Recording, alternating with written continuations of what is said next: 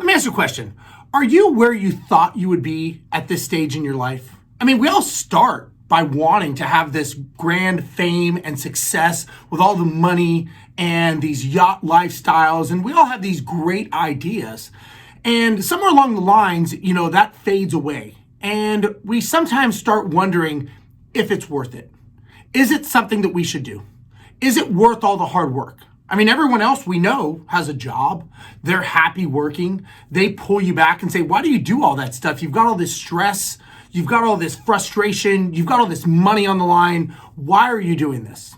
Well, let me tell you, I think the reason that we all do this, us investors, entrepreneurs, is because we want a better life for ourselves. Maybe we don't know exactly what it is that we want, but we know we want it to be better.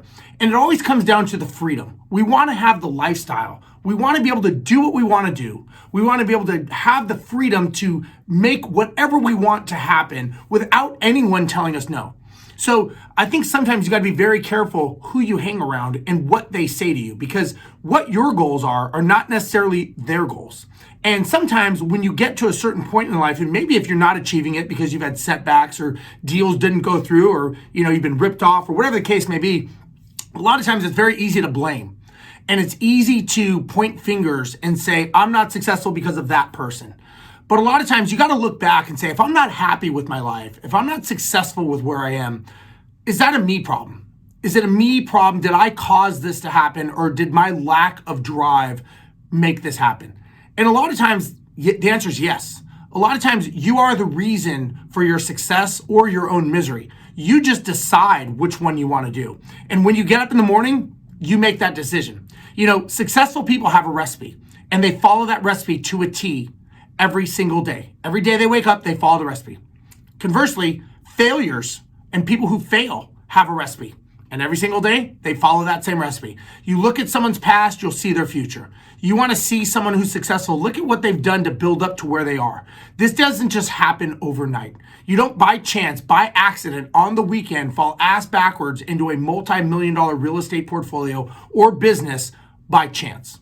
So my point is, if you're not where you want to be right now in life, really ask yourself, who is to blame? Or I wouldn't even say blame, because it's really not blame. It's a matter of self-checking yourself and really asking yourself, what could I do to be better? What kind of things can I make happen to be just a little bit better than what I was yesterday? That's all you got to do. It's not hard. It's not complicated. It's consistent, right? People that are successful and where they are, they'll tell you it's actually boring. It's not putting out fires, doing all this drama. It's none of that. It's a matter of being consistent with what they do on a daily basis. And because of their consistency, they are where they are. If you look at anybody who's successful, they will tell you this wasn't a knee-jerk reaction overnight, unless they won the lottery or something. And most of those people lose all their money anyway, so it doesn't matter. But really just ask yourself, what is it that you want? How do you get there? And what are the consistent steps you have to take?